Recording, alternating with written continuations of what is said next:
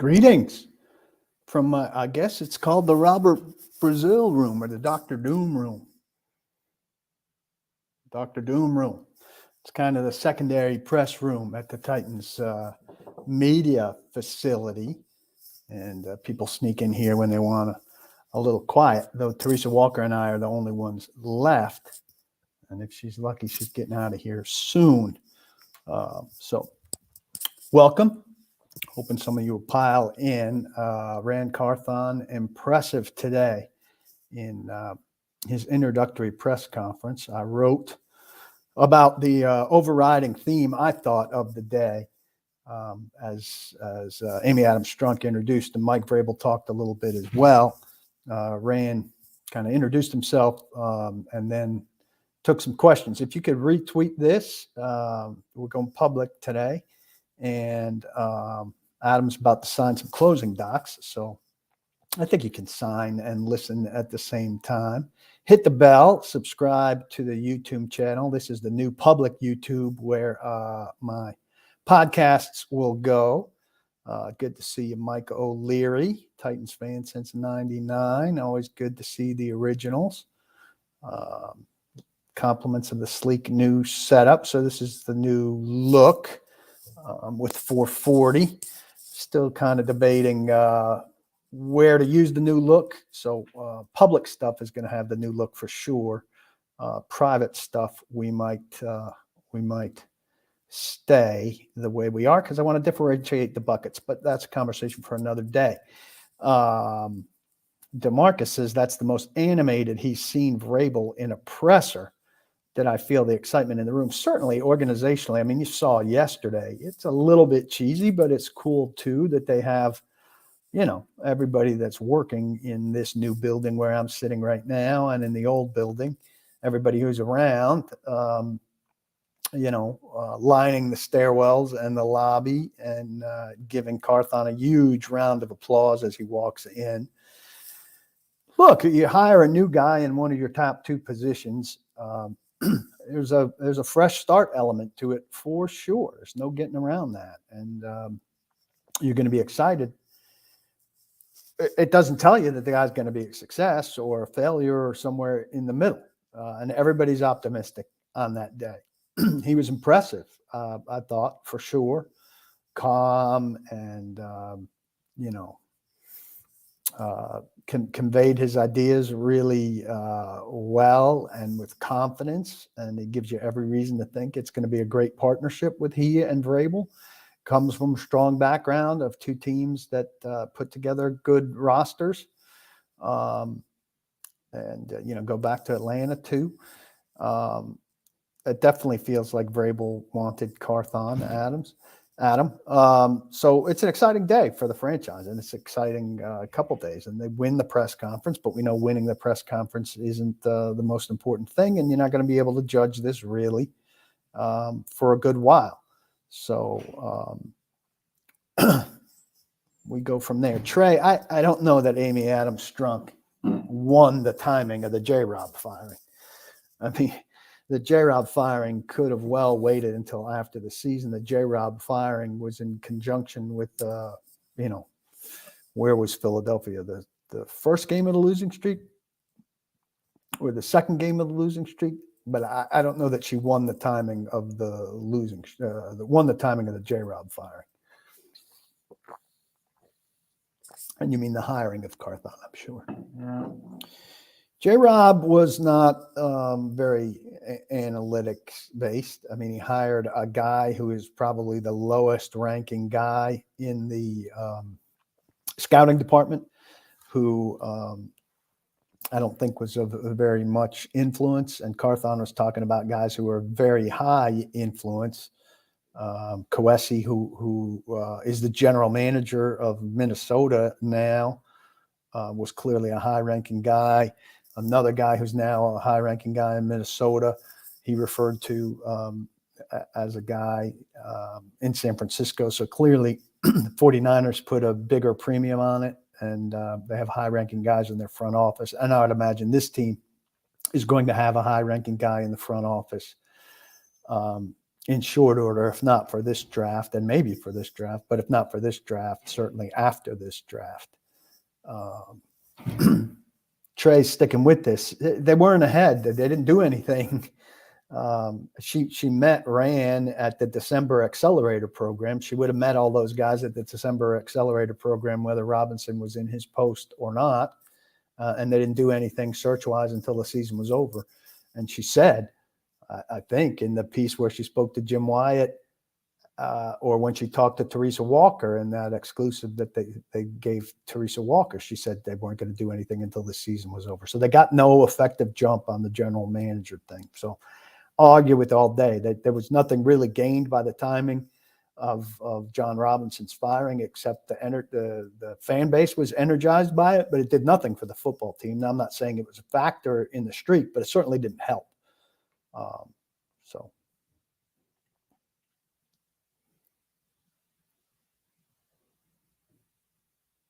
That's a great question. And Jabari, if he's going to waste his time at practice holding, tackling dummies, or do something constructive. Look, I'm not saying that what John Robinson was doing wasn't constructive. I mean, a GM is going to be at practice and watch practice, generally speaking, and then he's going to watch practice film. But I thought John Robinson was too hands-on. It would have been a turnoff to me if I was Mike Vrabel. And I would bet that Rand Carthon is more of a stand back and watch guy, though we'll see. But they're doing something constructive. I mean, what you do at practice as a general manager generally is watch practice. And general managers often have conversations with the coach or on the field right before practice, right after practice. So it's not constructive to be there. Now, if you've got a contract or a signing or injury issue that needs to be dealt with, you wouldn't be there. But I don't know that you need a whistle around your neck as a general manager at practice. So that was a turnoff to me.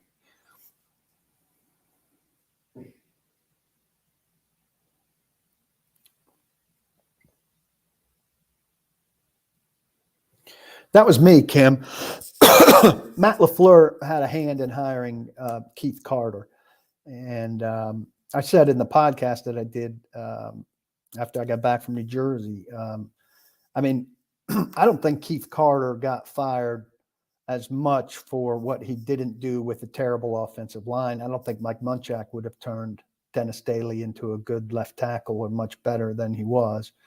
And I don't think he beefs up Aaron Brewer and makes him any better or any bigger, certainly.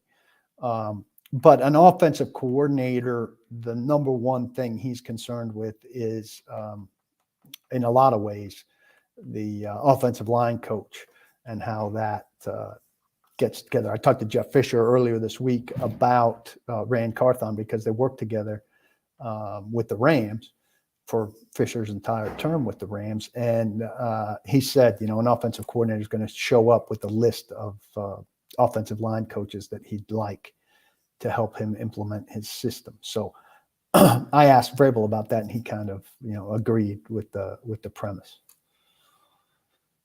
7-5 driver. I think, there's a lot of people that think Robinson did something. There's no evidence that he did anything. A lot of people think that Philadelphia was the final straw because of the A.J. Brown trade and how south that went for year one.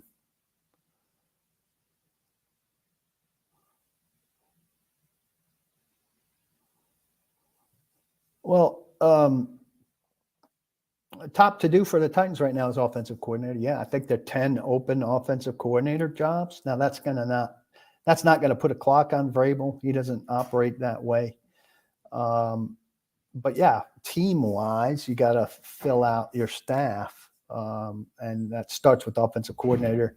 As I said, I think offensive line coach comes kind of after that offensive coordinator because the offensive coordinator has a say in it. Defensive back coach, is its own thing. And, that offensive skill position that Eric Frazier was is not necessarily a position they'll continue with. He's got a staff position there probably that he could fill. And the guy from Denver it was reported that they're looking at him for a position on the new offensive staff. So you don't know what that position would be. And it's not, people automatically presume this guy's automatically hired. He's being interviewed. That doesn't mean he's being hired. But, we could see a new position on the staff. So the Frazier position is something that could turn into something else. The Schwartz position is a position that could turn into something else. There's some flexibility there. We could see some new titles, some new positions. We could see the staff get smaller by a coach. We don't know. Trey, on that, Vrabel is my top priority. That's the column I wrote. I hope you guys will go read that at paulkuharski.com. Carthon weaved that thread throughout, and I thought that's really good. That he said over and over, I've got to give Vrabel what he needs to win. I thought this was, he said, I could be the greatest talent evaluator in the world, but if I'm not giving him the right pieces, it doesn't mean we win. And then this was another quote. We're not here to collect talent. We're here to build a team. And that takes me back to, Vince Young, the genius Vince Young, talking about dream team in Philadelphia, right? And that was a pretty talented team he was going into when he was a backup quarterback. The wrong guy to be talking about something like that, but talking about the idea that, you don't need a dream team. You need guys who play roles. Now, the Titans need more star power than they have, but they also need better role players than they had. And so, I would be of the hope that, some of those role players, let's say Nick Westbrook-Akina, for example, if he's here, you want him to be more guaranteed that he's going to be in the right role, not called on to do too much. And the Titans have, as we've discussed, taken too many guys. You let Jonnu Smith sign somewhere else for outrageous money, that's fine. You've got to replace him with a number one tight end. You can't expect Anthony Firkser to be that guy. And the Titans have done too many moves like that.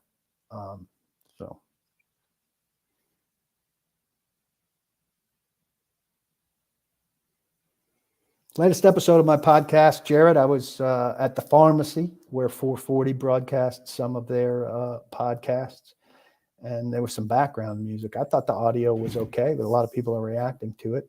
And sometimes if you're in a live environment, there's ambient sound in the background.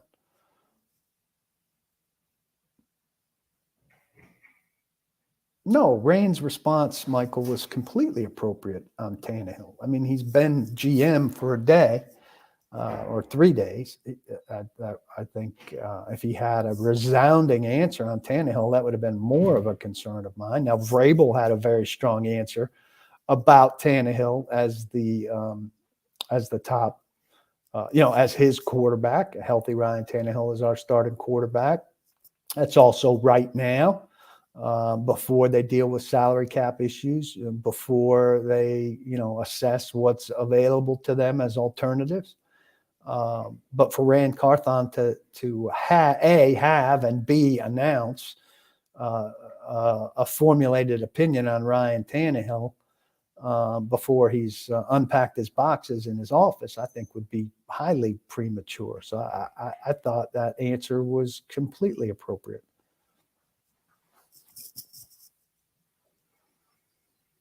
Aren't a lot of untapped Kyle Shanahan disciples laying around, Adam?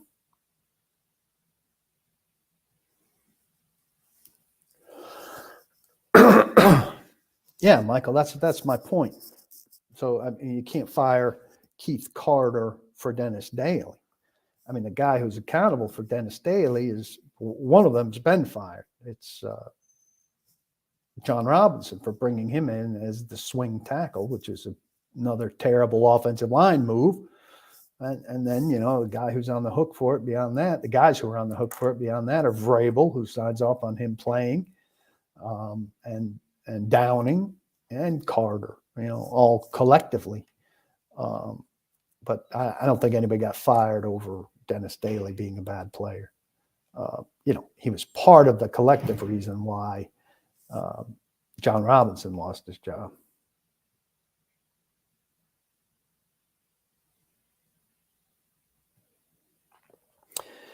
Ethan says, I mentioned last time that any GM job is a good GM for a good job for people who want to be a GM. Is that the same for offensive coordinator, or will the Titans have to sell the position to potential offensive coordinator? Again, I say stable franchise, good head coach, good ownership, a lot of opportunity. I mean, the standard against which you're going to be measured is Todd Downing. If you have any confidence in yourself, you should think you could come in here and do better than Todd Downing. They're obviously going to spend some resources on rebuilding an offensive line and getting faster, which Vrabel has talked about. And some of that speed's going to come at wide receiver. You're certainly going to be pitching to Vrabel an offense that's a little bit more diversified than handing the ball off to Derrick Henry, on first and second down. So it's an attractive job. But look, there are 9 other jobs open. For GM, there were only 2 jobs open. So, it's a little bit more difficult. But, look, if you want to be an offensive coordinator, unless you're the hottest prospect out there, and, it doesn't seem to me there's like one guy that everybody's like, ooh, that's the guy, that's the number one offensive coordinator out there. Certainly not a terribly unattractive job. I think Vrabel makes an attractive job. I think Vrabel will do a great job getting a lot out of the talent that they put together next year. Now, I think Tannehill's, sinking, but you could still win games with him as compared to a lot of the quarterback options out there. I think, Henry is, going to start to slip in a more tangible way, but he's going to have a better offensive line, so it's too early to be dismissive of that. I think the defense will continue to be good. This is the first season in the history of this franchise that the team never scored more than 27 points in a game. That's a low bar. That 7-game streak in which they didn't score more than 22, this team's never had a 7-game streak. The franchise since 1960s never had a 7-game streak in which it didn't score more than 22 points. Low bar for a new offensive coordinator. Everybody retweet. Everybody subscribe to the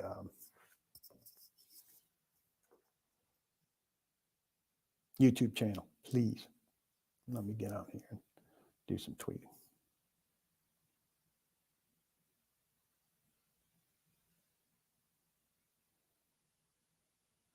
By the way, the reporter that got smoked on the Ackerman question was not me. And if it was me, I would have been under attack for days. So I hope you figure out who it is and put that jackass under attack for days. Equal treatment, how about? Equal treatment, how about?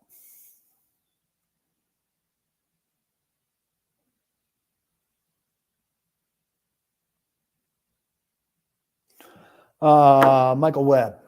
That was... I'll tell you who's not going to be offensive coordinator is Mike LaFleur, who I mentioned.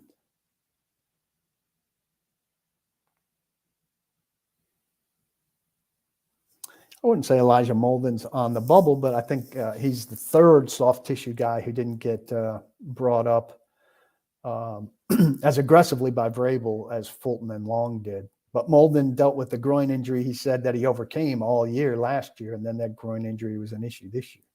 So, Josh, I'm glad you liked the layout. Thank you. Audio was fine. Car horn and all, says Trey.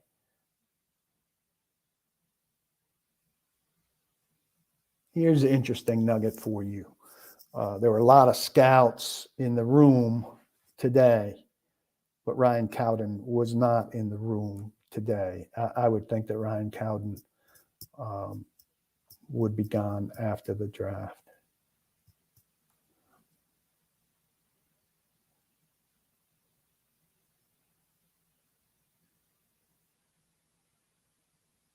He didn't interrupt me, Vrabel. He interrupted somebody else. And I made a bad play when I interrupted him. I thought he was done.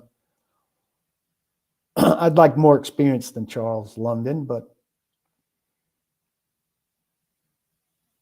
I'd like somebody who called plays before.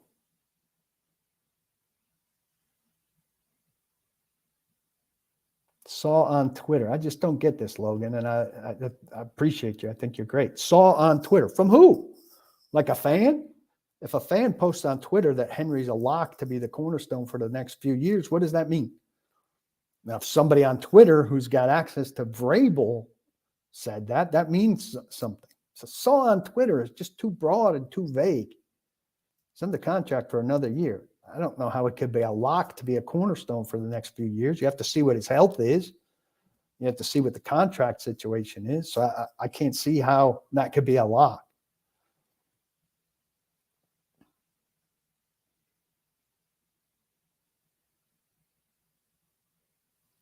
Jordan asks, do I think Vrabel will give the new offensive coordinator total control over play calling, or will he dig in even deeper on having final say? Well, every coach has final say over everything. Now, I mean, there are some coaches who are, play callers on offense who have, a de facto head coach on the other side of the ball. I think that's less frequent than a defensive head coach who's not effectively coordinating the defense, just completely has an offensive head coach and a coordinator. But I mean, they have a scheme. So they put together the offensive scheme together. Is Vrabel going to insist on a scheme that's the same? I mean, they're certainly going to still run the ball, but he allowed today that there could be a change in scheme with the new coordinator. So,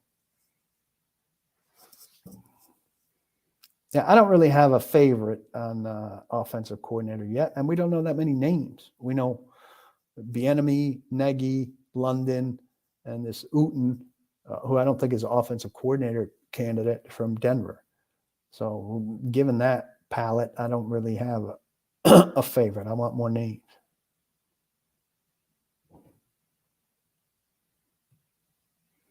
Well, I mean, I think it's awfully disrespectful, Ed, to ask Eric Bieniemy to come in if you have no intention of hiring him. But I think it's smart to interview a lot of people to get a lot of information. But you can't just ask somebody to interview when you have no intention of hiring them.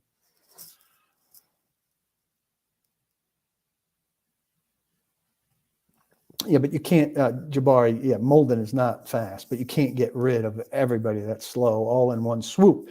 And when they got rid of Logan Ryan, they said it's become a more vertical position than nickel position. And it was more horizontal, basically, when they got Ryan. And it changed enough in that time span. They didn't name Logan, but they were talking about Logan. And then within a year, maybe there was a year gap, they drafted Molden. So is it more vertical? Molden clearly isn't a vertical slot guy. I don't think he can be a full-time nickel. I think he could be a part-time nickel based on matchups. First off, he's got to get healthy.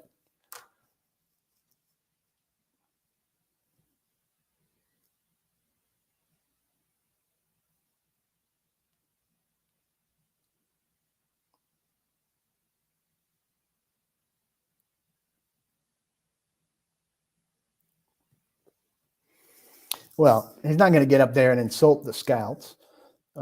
Sam, my guy, asks, Rand said a lot of systems are the same and some of the scouts are excellent, though I expect he'll keep a good part of the staff. Was the issue really only J-Rob's player selection? No. Though there's a big issue, obviously. Roster construction is what Amy said, and we all know, too many high misses, dumb things like Beasley, and really poor depth. So, and he said a lot of systems are the same. Well, Atlanta, the St. Louis he was a part of, and San Francisco are similar to the Titans in enough ways that make it familiar. And, Dimitrov had a New England background, and that's who Rand came up under. So there are terminology similarities that'll make it a little bit easier for him. I think that there will be turnover on the scouting staff. I've even heard something about maybe the scouts or a good majority of the scouts' contracts being up after this season, which would make things easier. But we'll see.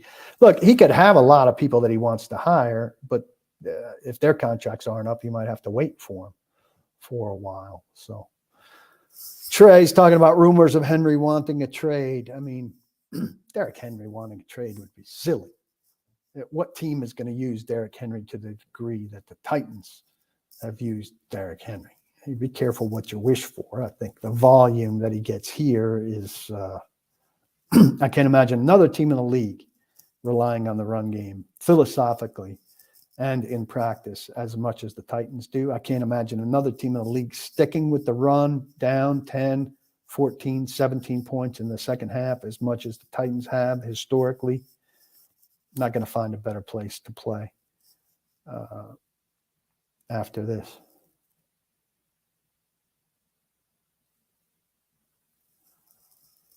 I would think that, offensive line's got to be the number one need. Now we'll see what they do in free agency first and foremost. I think they're going to need as many as 4 offensive linemen. If you need 4 offensive linemen, you're going to have to get one of them at 11, I would think, or trade back from 11 to get extra picks and use your top one, probably on an offensive lineman. Even if you need 3, and you're going to need 3 minimally, right? I'm thinking Nate Davis is getting away. But who's locked in stone for next year? Petit Frere at right tackle, Brewer probably at center if Ben Jones retires. I'm thinking I wasn't thinking Ben Jones was retiring until he got the second concussion, but now it seems to me dangerous for him to come back. Even if Ben Jones came back, you'd have Petit Frere, Jones. Then you got to question Brewer at left guard. You need a left tackle for sure. And I think Davis probably moves on as a free agent. So you got 3 open spots. I think they're down on Davis. And I think Davis probably commands more money than they think he's worth. So you have to spend on somebody on that offensive line. But, somebody who thinks they're a guard away and not a lot of guards, not a lot of good young guards on the market. And somebody will think he's a good young guard. He is a good young guard, but I don't know. We'll see. I mean, you guys are talking like I was conscious of what music was playing behind me. I certainly was not. I mean, Greg Roman had good success in San Francisco, in the Kaepernick time period, and certainly good success with Lamar Jackson. But I have no idea. I can't pretend to know if Mike Vrabel's interested in him or not. I don't know why Nagy wouldn't be interested in the Titans job. I mean, it's if the enemy leaves, he would move up a notch, but he still wouldn't be calling plays in Kansas City. But maybe he, is comfortable where he is and doesn't care about calling plays. It's a long trip for him to get a head coaching job again, and I think he probably won't. And so he doesn't need to build up his resume by calling plays somewhere in order to get in position for that. And he was terrible, separate of Mahomes. I mean, he was a huge failure as a head coach. But I don't even care about the huge failure as a head coach. He didn't do well calling plays in Chicago, but he didn't have talent either.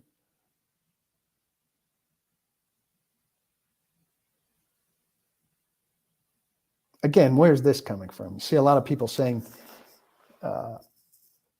Kelly's a favorite for OC. I mean, Kelly might be a favorite for OC. I'm encouraged that the names that have surfaced. If Vrabel liked Kelly, it seemed like he had a chance to insert him after Downing DUI if he wanted to. He had a chance to insert him if Downing didn't get a DUI. I mean, why did he need a DUI to insert him? He wasn't going to replace Downing during the season, clearly. Or maybe he did, and maybe Kelly was calling plays at some point during the season, and we don't know. There's a lot of presumption that goes on. But he could have done whatever he wanted with Kelly at any time. Now, I don't think he functioned as a passing game coordinator. Carthon said today, I asked him, he's a pro personnel guy for all but the last 2 years of his career so far, when he reached the upper echelons with the Rams and with the 49ers. He said, by title. By title, that suggests I wasn't in drafts, but I was in drafts. This is by title. So some of these titles don't mean much. So, can we take it at title that he was passing game coordinator, Kelly? If so, well, the passing game sucked. So you downscore him on that. Is that a title they used in order to get him here? And he really didn't do those things. And he really was more like assistant tight end coach and, minimal game plan input guy. And we haven't really seen what he could do. That's possible as well. Are we ever going to know? In 15 years, in 10 years, maybe.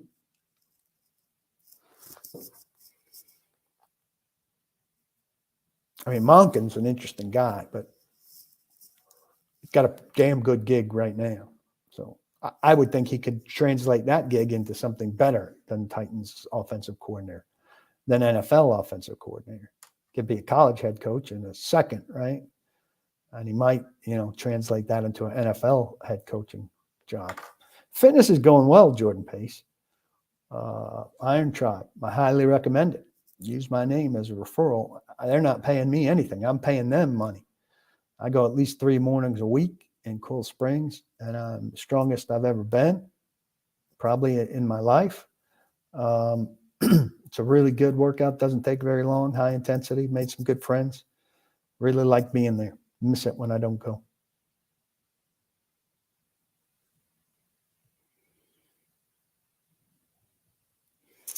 If it's you're saying it's a weak draft overall, or it's a weak wide receiver draft? Because if it's a weak wide receiver draft, then you take the TCU guy because you don't want to miss out on a good wide receiver and wait too long.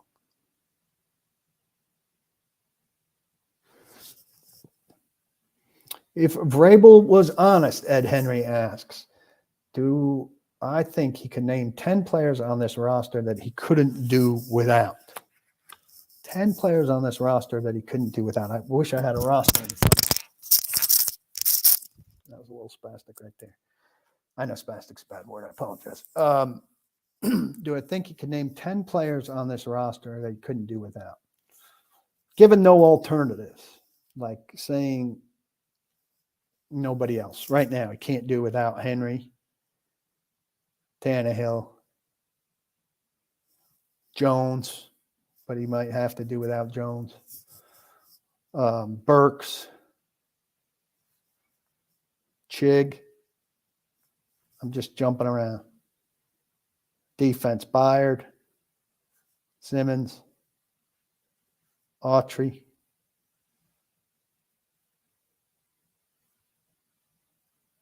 One, 2, 3, 4, 5, 6, 7, 8. I got the 8. Who am I missing? I went Henry, Tannehill, Ben Jones, Traylon Burks, Chig, Byard, Simmons, Autry.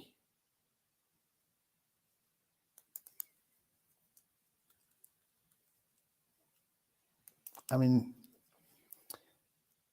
I can't play that game, given no replacements. I mean, I'm giving them no corner, so obviously they're going to be replacements. So we're saying we replace them with a an average player, NFL average player.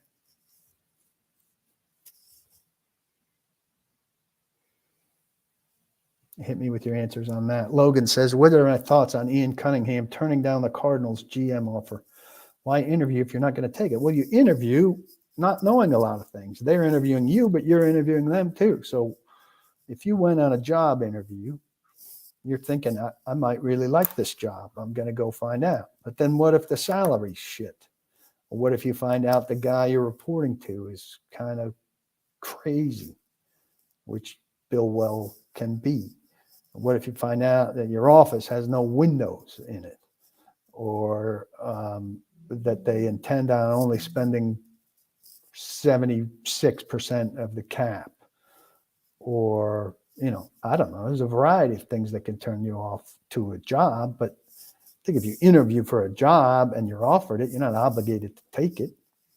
What if your wife hated the neighborhoods that she saw? I don't know. There are a variety of reasons. What if you just decided that your ill mother, it wasn't the right place to move her? I mean, there are a million different potential reasons. I'm glad for Monty Ossenfort, and I think he'll do a nice job there, but it is a tough organization to work for. No, the injury thing's never going to change. I mean, things that are firmly established as Vrabel things, maybe Rand can loosen some of them a little bit, but what's the impetus for Rand to loosen up on injury stuff? And I would say, like, let's look at San Francisco. Is San Francisco pretty transparent about injuries? I don't know. I would agree with this, Paul Ruddy. Carthon doesn't seem to have the ego Robinson did, but did Robinson come across as having a big ego on the day that he read, from the paper in his breast pocket about being a Tennessee guy and how much the job meant to him and all of that? I don't know if we got a sense of John Robinson's ego until John Robinson had some success.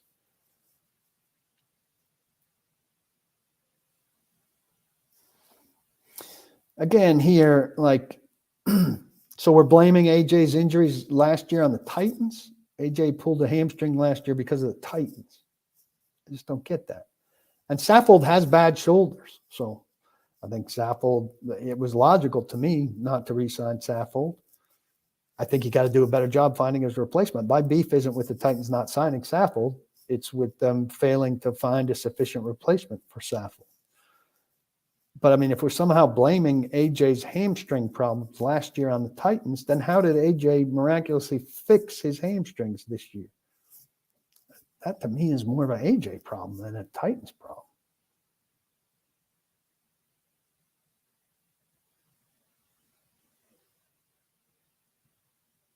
You can lock MPF in because he's a third-round pick who started for the entire year, and because you have 4 or 3 other spots on the offensive line to address.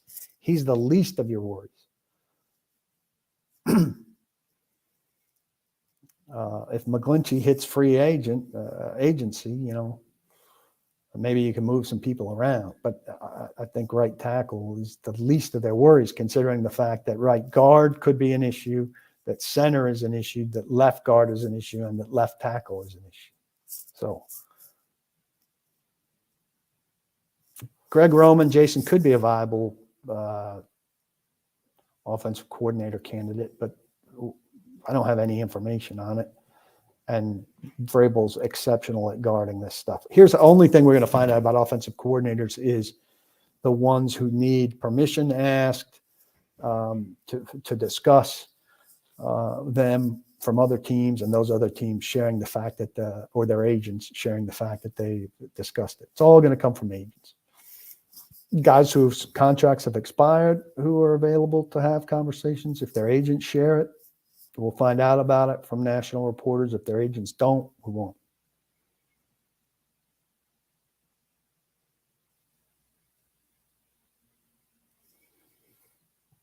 He's getting paid. Ryan's talking about Lewan. Lewan is getting paid $14 million next year when the average is 20. Lewan hasn't played a complete season since he signed the contract. Lewan's knee is a huge question mark. So you're taking it just like they botched the first surgery, and so the second surgery for sure fixed it, and his knee's not a question anymore. Well, what about the next body part he injures, even if his knee is fine? There's no way Taylor Lewan makes $14 million in Nashville, Tennessee, playing for the Titans next year. Not when they're under cap strain.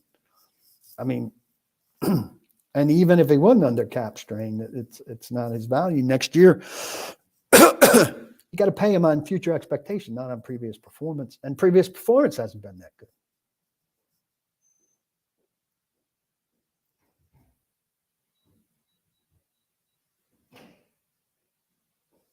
I don't understand, Logan, what you're saying about Easton Freeze. Oh, Easton Freeze interpreted Henry staying for 3 years because of Rand's comment. Rand said, yeah, you could win a Super Bowl with a running back centered team. That doesn't translate to him being the foundational piece for 3 years when he's not under contract and he's 29 and they need to rebuild the offensive line. It's a leap to me.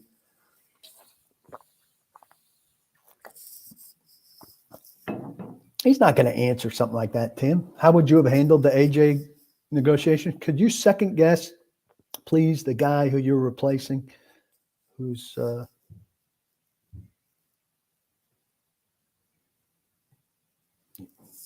I mean, this is pure speculation. Rand Carthon knows Trey Lance well. Trey Lance cost 3 first-round picks and a second-round pick. So Titans fans who say, oh, the Titans could get Trey Lance for a third-round pick are insane. The 49ers gave up the house for him. Trey Lance is going to cost significant stuff. So if you want to give up significant stuff for a quarterback, is that quarterback Trey Lance? Like, I would think Trey Lance would cost you what it would cost you to move up from 11 to 3 or something like that. Would you rather have CJ Stroud? I would. You know, Jordan, that's a good question. I'd have to go back and look at John Robinson's opening presser, but there was huge enthusiasm. John was a Tennessee native, and that had people really excited. Titans were coming from a much darker place when Robinson was hired.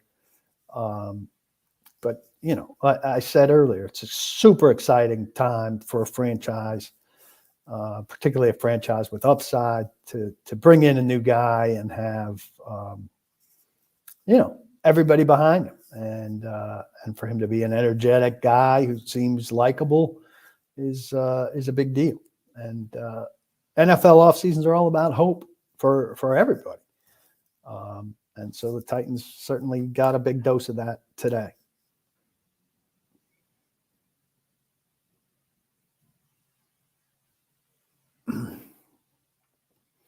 If they want a quarterback, it's trading up. If not, it'll be back. Landry is a good name to add to that.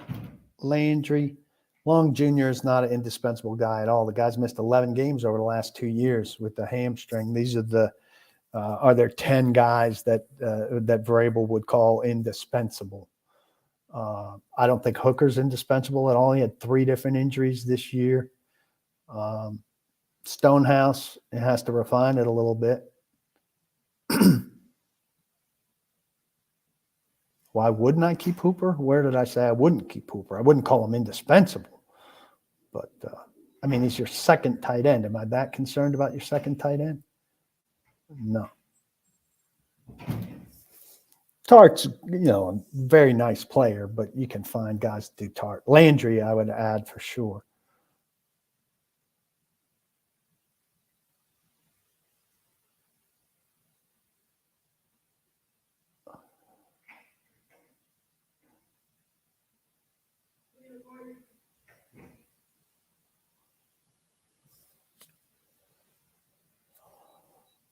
I like the idea of Jamal Dean as a Titans cornerback. Again, he's going to be really expensive though, and I think he's a valuable cornerback who's worth a high price, who's probably going to get a high price. And where do you break the bank, especially when you're the Titans, who are going to have to cut some people to get down to where you need to be. Secondary is a big problem when you consider what they've spent. Fulton and McCreary, both second-round picks, you should feel pretty good about corner. And instead, McCreary was having technique problems to me. I think, heading into 15th, 16th, maybe 17th game, had the most completions against him in the league. That's not a fully telling stat, but it's not a good stat. Frequently when he got beat, he didn't turn his head. I think that's a big part of what cost Midget his job as the cornerback coach. And then, you got an issue with Fulton who can't stay healthy and who's being challenged by the coach to learn how to train. Now, what's Fulton? 3rd year, 4th year? If you don't know how to train by now, you think a Tiger changes his stripes on that, or you think he is what he is in terms of training? I don't know. Reich is being interviewed for a head coaching job in Arizona. How excited is Reich about being an offensive coordinator when he could stay home and collect a lot of money?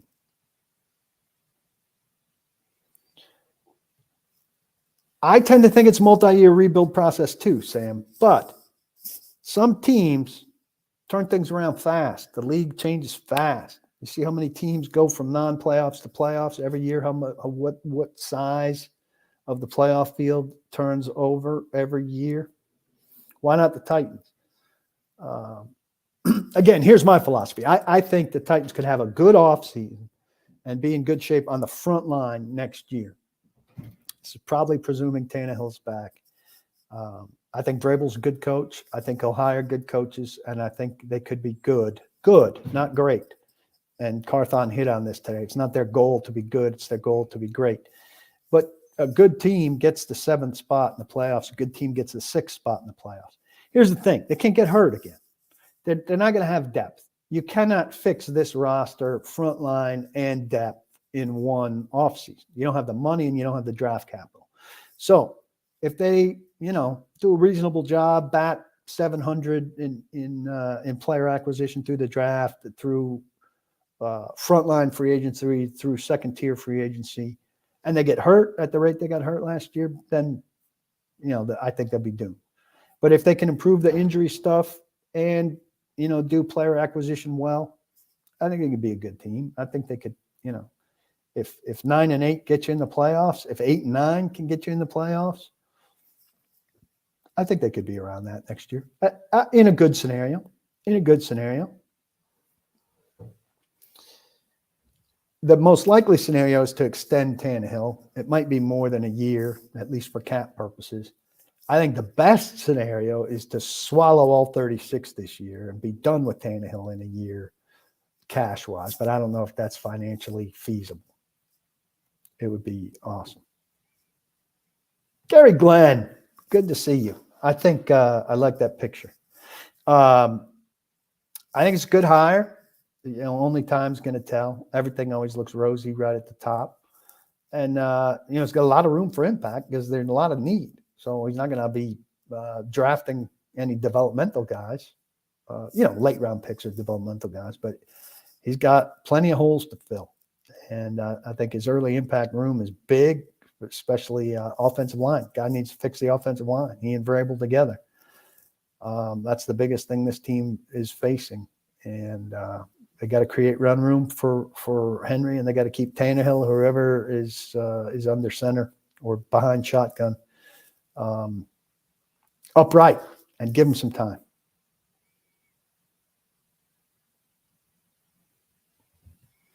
Look, David Long Jr., when he plays, is great. He played 11 of 34 games. That's not missed 11 of 34 games. Can't count on the guy. If Monty Rice was in the progression of Avery Williamson to Jayon Brown to David Long to Monty Rice, David Long would totally be gone. But he's in the $7 million a year range. They can't give him $7 million a year. I mean, you can give him an incentive-laden contract, but I don't know. I'd be scared to give a guy that's that hurt that much money, can't figure out a hamstring problem. Now, if there's no market for him and you get him back like they got Jayon Brown back before he wound up going to the Raiders, okay.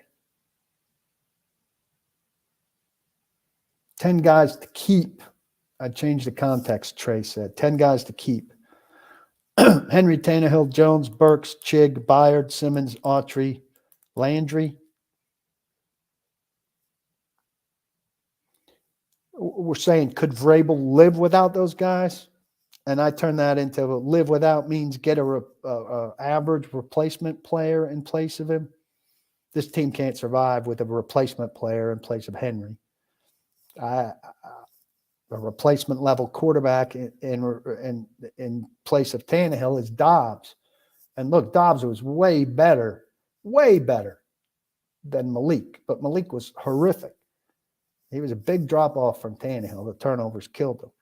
Ben Jones, replacement level center, it's trouble in terms of, not just in terms of play, but in terms of leadership. So maybe you give me the leader guy somewhere else on that line. Maybe I'm pushing it on Jones. You get a replacement level player over Burks, and the receivers go from a 3 to a 0. Replacement level player over Chig, big problems. Replacement level player over Byard, big problems. Replacement level player over Simmons, big problems. Replacement level player over Autry, we saw it. Big problems. Replacement level player over Landry, we saw it. Right? I kind of survived it, but I don't know. I think that's a reasonable reasonable thing. Amy Adams Strunk is nervous about facing the press. Maybe I'm partially responsible for that, but I've had good conversations with Amy Adams Strunk at owners' meetings. I've been off the record with her at this last owners' meeting. I ran into her, I had a personable conversation with her. I think she's probably getting bad advice or just simple yes ma'ams from the people who are asked with that. I think it's a big mistake. Go to bourbon after a long day, like go to my bottle of bourbon or go to the restaurant place named Bourbon.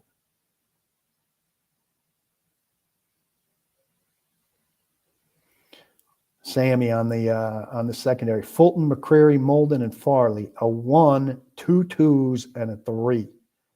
And where are they at cornerback? I mean, Farley doesn't factor in. Molden's slow and can't play outside. McCreary, I think, is promising but needs technical work. And Fulton, they're down on over his health.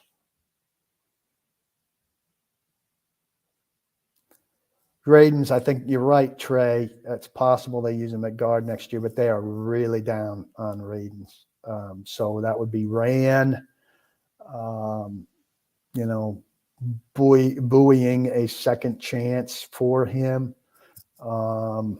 And, it's possible, but, how many chances does the guy get? I think he's more likely on the way out the door.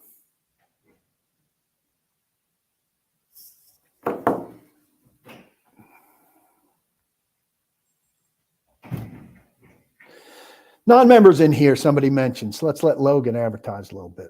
He says the non-members in here need to get on board. FYI, you don't get better coverage anywhere else. He offers some incredible insight with the member-only chat. So I do chats like this once or twice a week with members only. No riffraff. Today there's been a good showing of no riffraff, and I appreciate that. But oftentimes a public broadcast like this is loaded with riffraff. So if you're a member, I know people like Trey and Robert here, Sam and Logan. We get to know each other on a personal level. We have great chats like this. You're on a private Facebook page with these people. Sometimes they offer up free tickets or cheap tickets to a game. We have conversations in there without riffraff and without a lot of stupidity.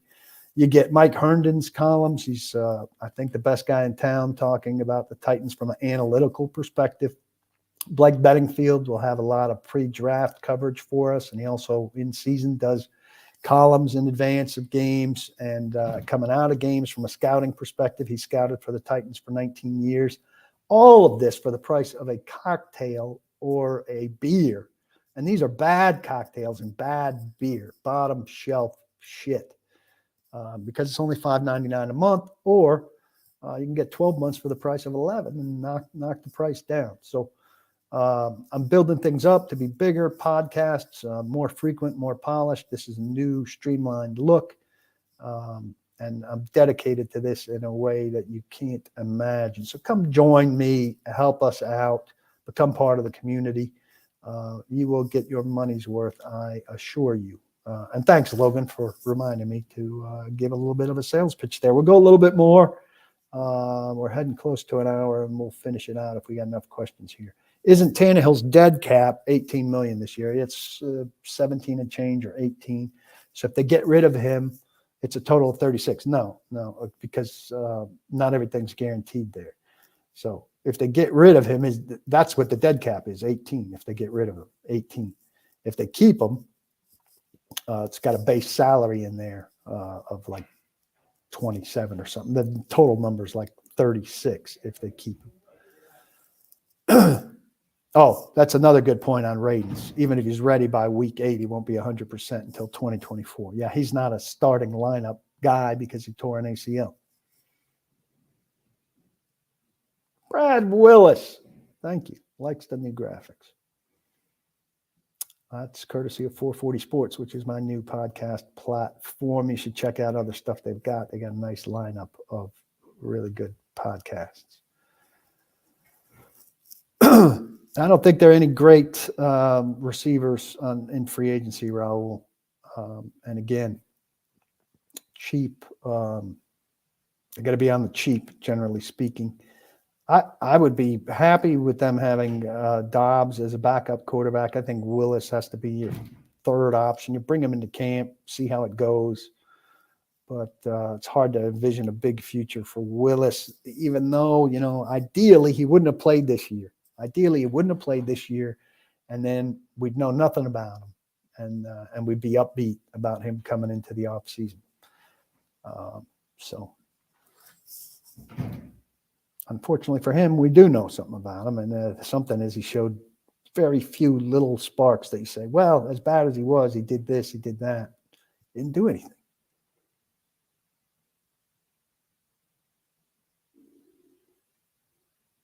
Guys like Hollister and Kinsey, they just have to be done with. You can't, you have to replenish practice squad caliber guys. And that's what Hollister is. And it's time for new guys who might have higher upsides when they get to the status level of Hollister and Kinsey.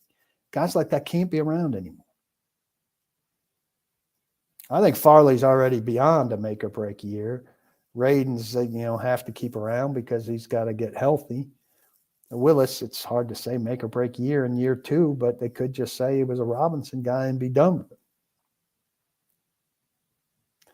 All right, Sam wants to say, how many players on this team would be instant starters almost anywhere else? Byard, yes. Simmons, yes. Autry, yes. Healthy Landry, yes. Henry, yes. Tannehill is, like quarterback 13 to 16, 17. So, half the league, yes. Ben Jones, all depends on who's on your roster. Burks depends on who's on your roster, but you'd like to have him, I would think. Chig, I think, is, you'd be an instant starter in a 2 tight end set on anybody's roster. Stonehouse is, starting, top punter on every team but 2. I said this on the podcast. People are a little crazy about the Stonehouse record. The thing about punting is not who can punt the furthest. The thing about punting is who can give you the worst starting field position. That record, he's 17th on net, 17th. Very good, but not number 1. The Sammy Ball record, well, if I kick it 55 yards and you return it and I only get 44 yards out of it, well, there's 11 yards there that don't mean a hell of a lot, right?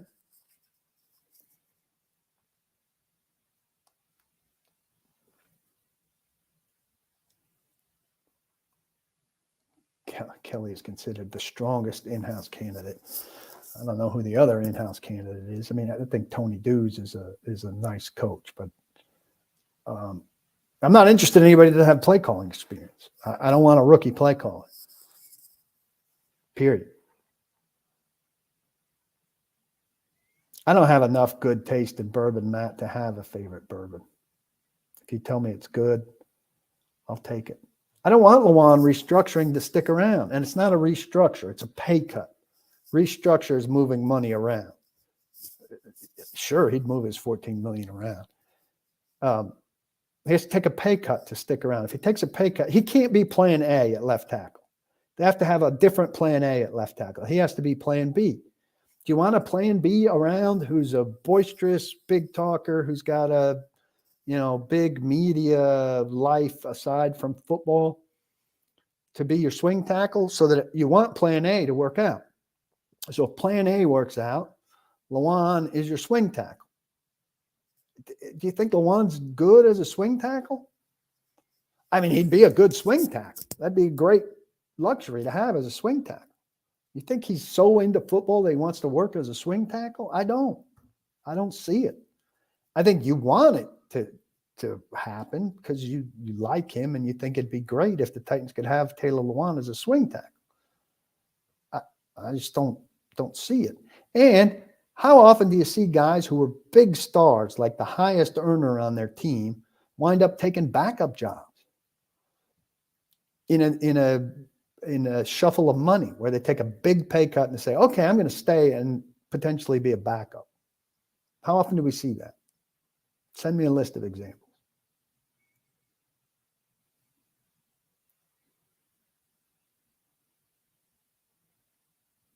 All right, we're heading into an hour. I'm going to find a couple more here, and that's it. Simmons was hurt really badly. I mean, he said he was taking shots weekly. He wasn't anything. I'd love to do this, Jabari. Who's up for a meetup at the pharmacy? But how is that benefiting me? I mean, I'm happy to have a get together with the members. What I need are more members, though. I'm looking for more members.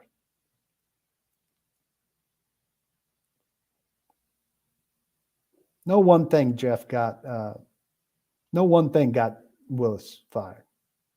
There's a bunch of things, collective. Vic Beasley, Isaiah Wilson, Darrington Evans, Des Fitzpatrick, Malik Willis, a sprinkle in there. Two really bad drafts. Caleb Farley.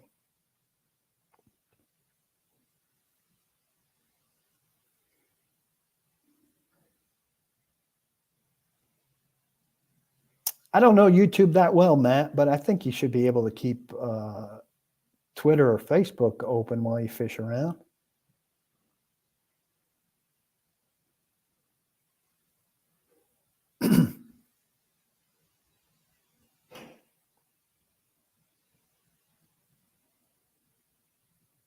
I think Brewer to center is probably the most likely scenario if Ben Jones retires.